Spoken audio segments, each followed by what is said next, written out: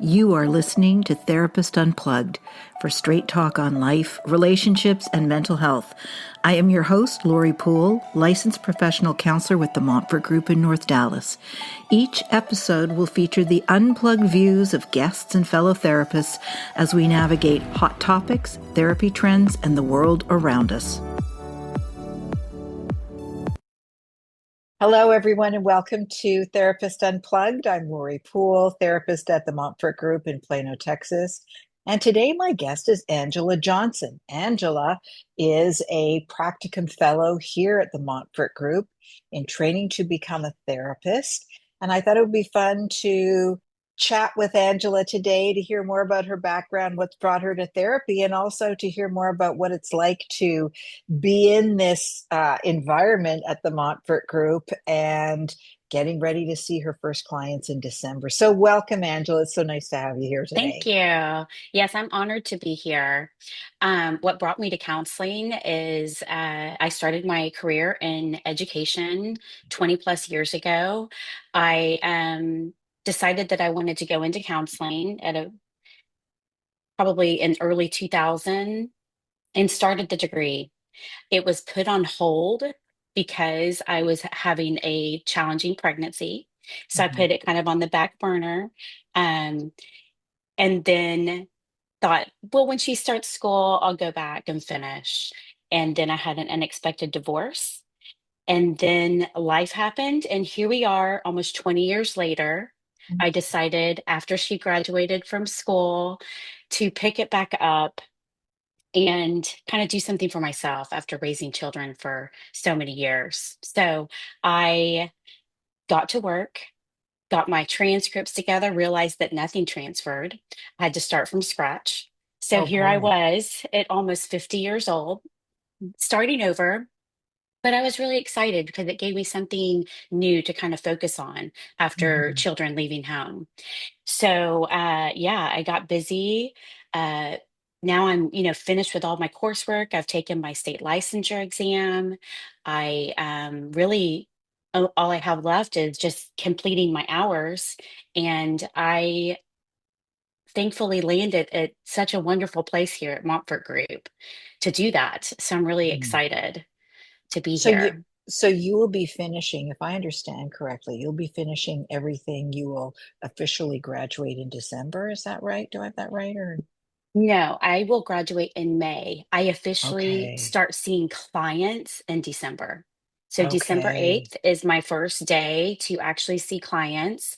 Um, I- I've already started booking, so that's exciting. Yes. And yeah, so I don't know, like middle of May, I will graduate Okay. and then start going forward with my associate license. Okay, great. Okay, so what you're doing now is part of the requirement for your degree, like the clients and the hours you Yes, accumulate starting in December yes, are clinical yes, requirement for your master's degree. yes, that's correct. Okay. All right. So tell me about what you're looking forward to when you see clients. So I'm looking forward to just kind of like helping people go through those seasons of change that I've experienced myself.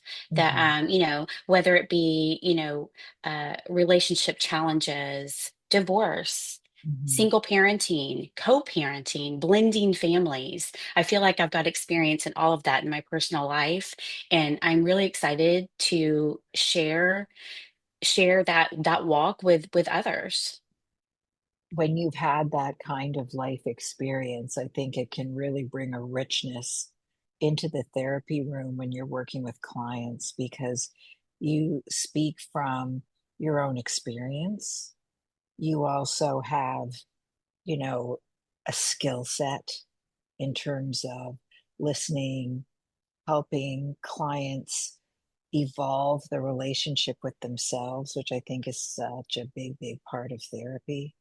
And probably one of the most challenging aspects of being a therapist is helping clients learn about themselves through their own experiences in relationships, because relationships are our biggest teachers. At least that's my No, for that's my sure. takeaway at where I am, like in my third act. I think, oh my God, you know, the the relationships that I've had throughout my life, whether it's as a mother, a partner, a friend, a sister, whatever, daughter, those have been some of the biggest lessons. And to be able to understand or to pull out what we learn about ourselves in that process and how we change over time, how we evolve, has been one of the Absolutely. most exciting lifespan kind of experiences I've had. But I think, like yourself, when you come into this profession with maturity and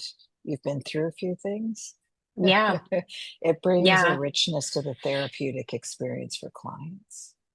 Yeah, and I know myself, even whenever I have sought counseling throughout my life, I absolutely look for someone who I can relate to and who has Mhm. gone through similar situations. And so I feel like that's definitely one of my offerings is that I have lived. I have, supported a husband through infidelity. I have, gone through divorce. I have, gone through infertility issues. I, have raised children in a blended family. And now I'm going through empty nest and, Mhm. starting this next chapter, something to focus for me after Yeah. giving so much to my family over these years. And that's exciting. Yeah, it is. It's a very, I think what a lot of people don't realize, and maybe this is something you are starting to experience also, is that there is a developmental aspect of becoming a therapist. Like Mhm. you can't speed dial through it. It's not Right. add water and stir.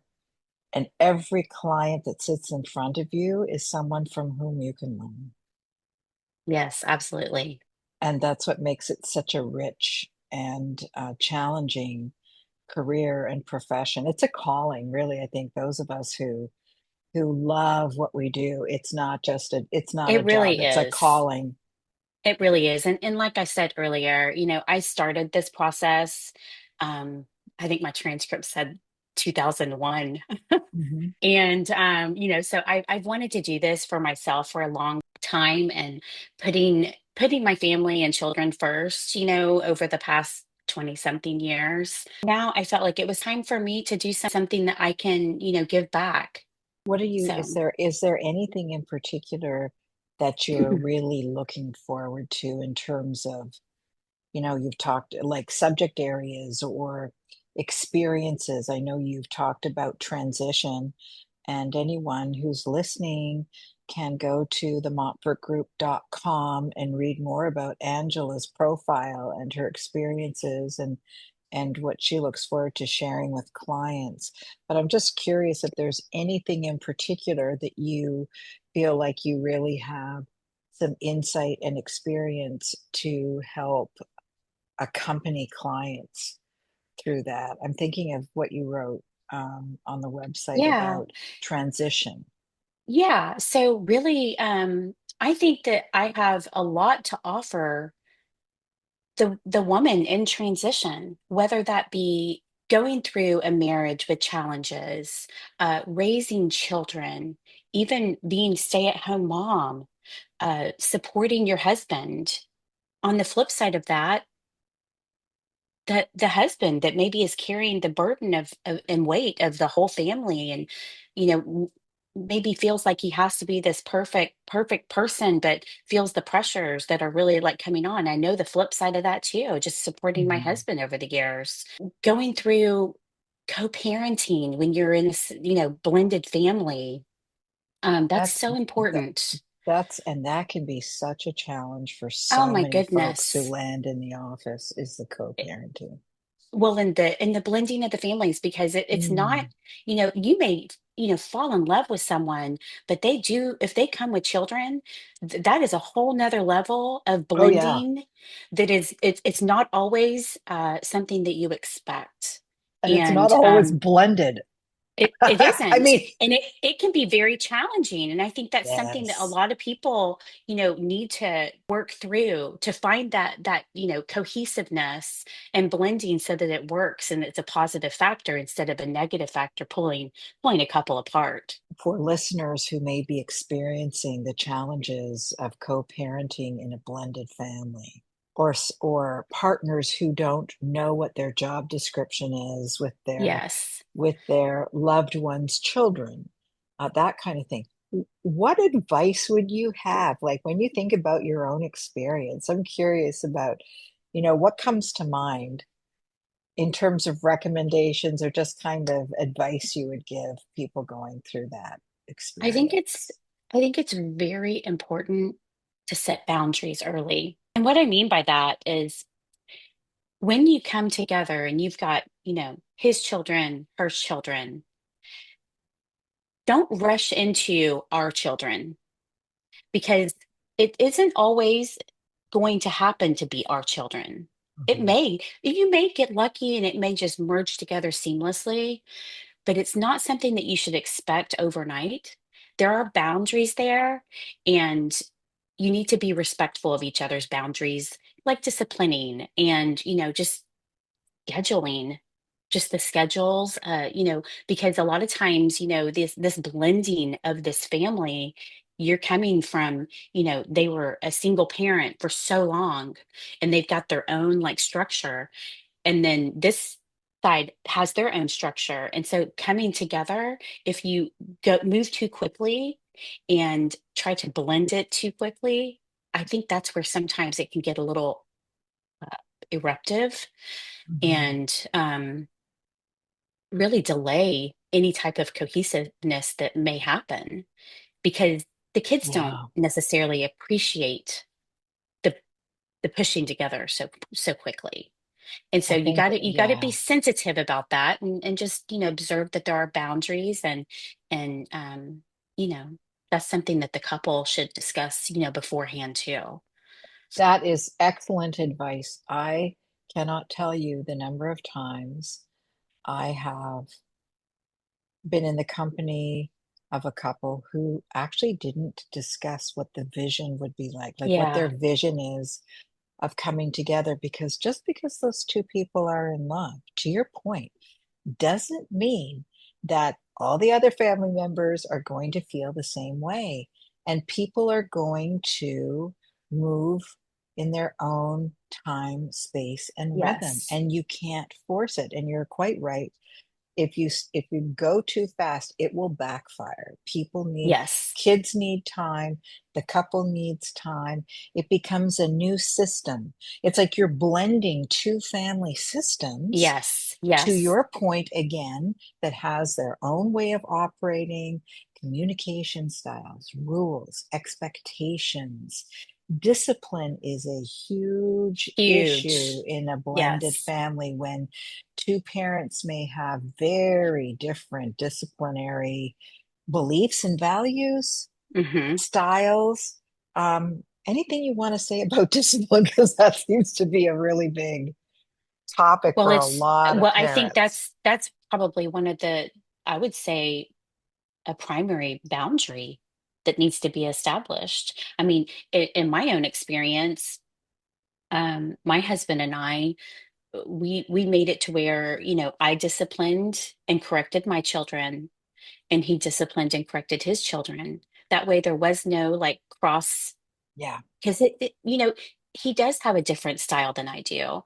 I'm probably a little bit more structured, and and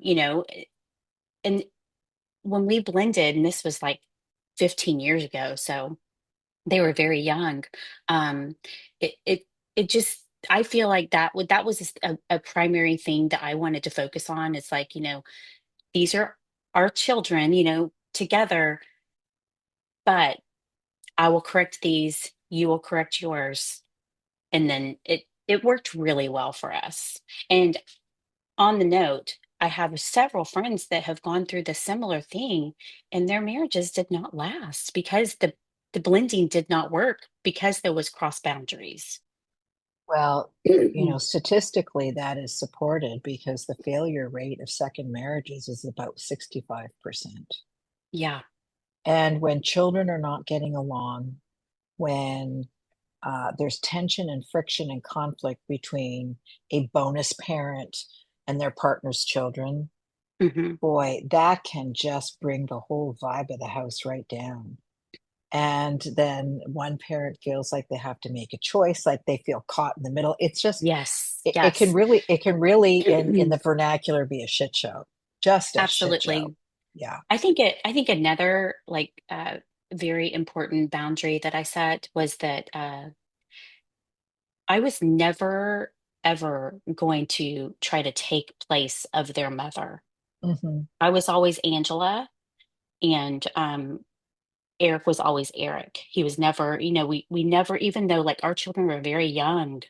I mean, my son was 12, but then my daughter was 5, his daughter was 4, and then he Hmm. had a very, very young child when we blended. And so there could have been a cross contamination of saying, oh, this is mommy number 2, or this is bonus mom. I never did that. I always Hmm. kept that boundary there because they have a mother, They have and their and mother. my children have their father on the other side. And so that was really important for me too, because I didn't want them to be confused about that. And so we just used first names, Hmm. and they knew that I was 100% supporting them when they were with us.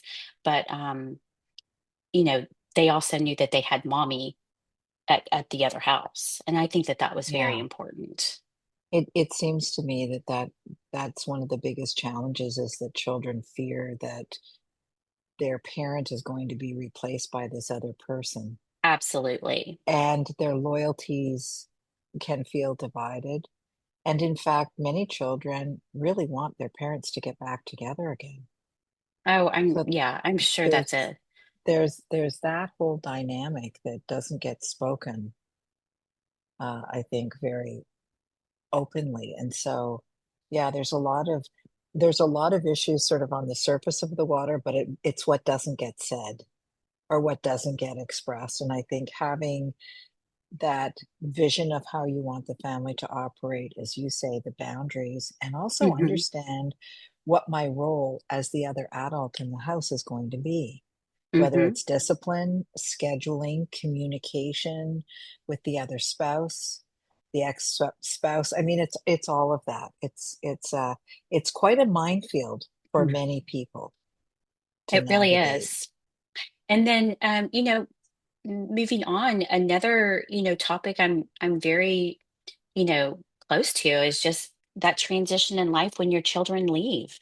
Like they've been such a mainstay and focus in your life for, 20 plus years if you have multiple children, and um, when they leave, it's quiet. It's Hmm. very quiet. Things slow down, and Yeah. so navigating that change, I think, is something I'm very passionate about. What have you learned about yourself in that transition? Well, I learned that I'm not ready to retire. I was absolutely, I mean, there's no other word to say. I was bored. I was Uh-huh. bored. I when I say I was a stay-at-home mom and stay-at-home wife slash supporter of my husband's career, I took that shit serious. I was a full Hmm. timer. I mean, I was up at school probably 3 days a week doing cheer booster board, PTA, volunteering in the front office if they needed, help answering phones. I filled my time with my children's lives. And Hmm. my husband is a business owner. And so I helped him and still continue to help him, behind the scenes in his career. And when my kids graduated, I had uh-oh, Now what? what just happened? And I kind of explain it like the best way that I found is I got fired from being mommy. I'm always Hmm. going to be mom, but mommy, you age out of. Hmm. And I aged out. and it's fabulous. Their lives are starting, and I think, it's a fabulous thing to see, but then your life slows way down. And if you Yeah. don't have something to keep your mind alive and to keep, focused on something in your life, I just felt like I went really, like, I mean, I shopped a lot. I tennis lessons, golf lessons. Like, you can only do like so much before I felt like I just needed something to keep me focused and goal driven towards something. And this has absolutely been a lifesaver for me. And it's fulfilled a lifelong goal that I had for myself to get this degree 20 something years ago. Mhm. It sounds too like it's filled the void of having purpose.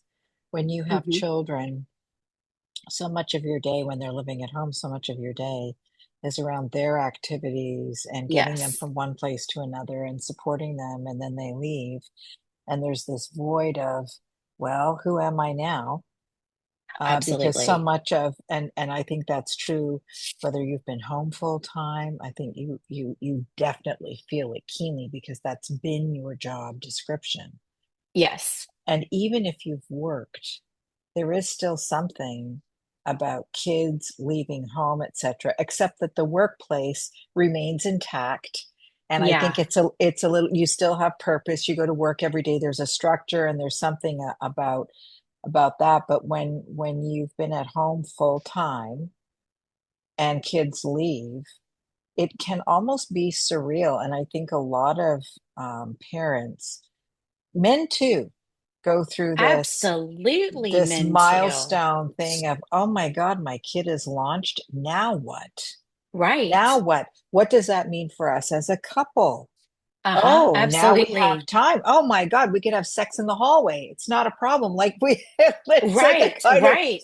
freedom and a rethinking of how what this relationship now means, because Yeah. we don't have to turn down the volume because we don't want to argue in front of the kids, or because we don't want to have too much PDA in front of the kids, or because we Hmm. can't talk about that topic in front of the kids. Like, you don't have an audience in the house anymore. It's just the Right. two of you. And I think that can be a, a, a real transition for a number of couples. Well, I think that, brings to light, it's important to make sure that primary relationship, which is the husband and wife, gets the attention it needs early on, and not put, the second. I consider the primary relationship the husband and the wife. And the kids are the secondary relationship, because guess what? They always leave. The kids leave, they grow up, they go to college, they start their lives, and then you have that primary relationship. And if you haven't put that work in to keep it together, the foundation can crack easily once the kids leave, because you spent so many years pouring into, making sure that the kids have everything that they need. So that brings to light, make sure that that foundation with your primary is solid before those It's kids leave. it is very, very important, um, that a relationship is nurtured the way you nurture children. And Hmm. it takes intent and time and commitment during what is typically the busiest period of someone's life.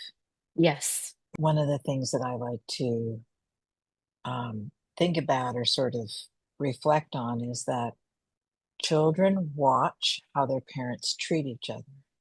They watch how the adults engage, how they communicate, how they resolve conflict. They're watching absolutely. and observing, and they always know far more than parents give them credit for. Hmm. And in that moment, or in over that period of time, what a legacy for our children to experience is the love between two people at the head of the household. It's Ab- systemic. yeah, And absolutely. if things are cool in that partnership relationship, whether it's two women, two men, a man and woman, I don't care who it is, when children witness that, that enables them to feel safe and secure in the family. Of course. It's when stuff isn't being said or secrets are being held or the communication goes silent and the adults avoid each other. It's so important that we prioritize that relationship, because if that's good, everything else is good, and the kids are going to be fine. The Right. kids are going to be fine Yeah. in all No, of this, it's a in all the pillar for sure. it absolutely, It's a pillar. absolutely. Because I think there's something about um, and I'm well into my 60s. So when I think about, what are the differences between folks parenting in their 40s or in relationship in their 40s, is the focus on children, as the children are the priority. And there's plenty of times where that must be, Hmm. but I think it comes at often the expense of continuing to build and connect and have emotional intimacy with your partner. Yeah. Because if It, those needs aren't met, I think it's hard to show up as the best, your best and self that's, as a yeah. parent. And that's what I said earlier. I was a stay-at-home mom and a stay-at-home wife, and I took those jobs serious. I made that my full-time job. I still have the stay-at-home wife job, but it's not as, needy as the stay-at-home mom job was. Hmm. So, but yeah, it's important to take it serious and really, you know, uh, give back and put that as a important pillar in your life because when that falls apart, so many other things crumble with it. Very true. Very, very true. Um, in closing, Angela, what is something that you would like listeners to know about you as you think about, well, actually, before I ask you that question, what has it been like for you to be a fellow so far at the Montfort Group? Anything that you've noticed, or um, I don't know, maybe learned something or seen something you didn't think about before, a new experience that you hadn't anticipated? Funny story. When I first went back to school, my husband, he's very like ROI directive, and he was like, before you even start this, like you need to do some research on practices in this area to make sure there's even any place that you want to be at. And so I did. I did probably spent, a good week kind of going through looking at private practices that were in and around, my geographic area. And Montfort Group was always at the top of my list. I have kind of sat back and watched the evolution of your practice for the past couple of years. I saw Mhm. the new website. Mhm. For a while there, it was all blondes, and I was like, they need a brunette. They That's need a true. brunette. We have And the so, white blonde profile. right. And so I kind of had y'all, I don't know, I don't have necessarily a vision board, but you were like at the top of my focus.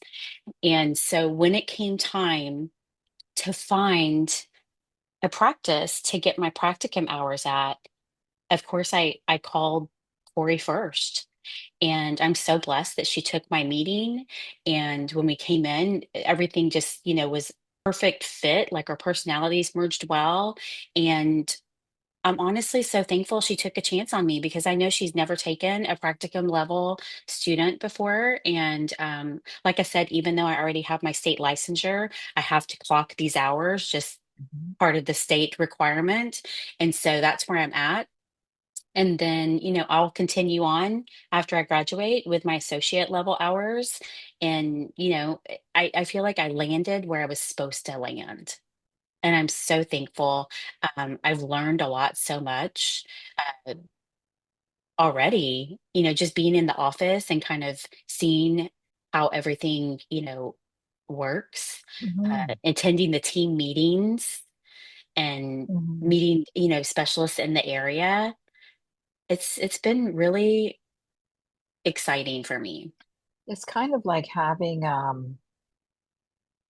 was going to say an internship, but it's one of those, like, you learn the job on the job, which is why we have so many practicum hours and postgraduate hours that we have to accumulate. For listeners, just as an aside, when a therapist graduates with their master's degree, they have to accumulate 3,000 postgrad hours Yes. to then be licensed without supervision. So you have to be supervised for those 3,000 hours, direct supervision, face-to-face contact with the clients, and so on. So Hmm. it's not a speedy dance through all of that. It takes No, it is time, not. and with every client that sits in front of you, it contributes to your education. Absolutely. The And graduate how studies continue. and how lucky am I that I get Corey Montfort to supervise me? Mhm. I'm honored. Yeah. Well, we're glad you're here, Angela, and we look forward to hearing more about your experience when you start to see clients in Yes. December. Anything before we close, anything else you'd like our listeners to know or that you would like to share? Well, I'm booking now. I've already booked my first couple of clients. So my calendar is up and I am looking forward to meeting new people. Fantastic. Well, thank you so much for spending time with me this morning and for sharing some of your experience so far. And we'll look forward to you seeing clients in December. Sounds great, Lori. Thank All you. right. Thank you, Angela. The Montfort Group aims to provide a serene, calming setting where you can feel challenged, supported, and motivated. Our skilled therapists bridge specialized backgrounds and varied philosophies together to create one unified strategy. Rather than steer you away from your own natural abilities, we help you maximize your unique strengths to uncover the boldest version of yourself. We do not view a broken history as the end of a story. We see it as an opportunity for a new beginning. To learn more about our practice and how we can help you, please visit us at themontfortgroup.com.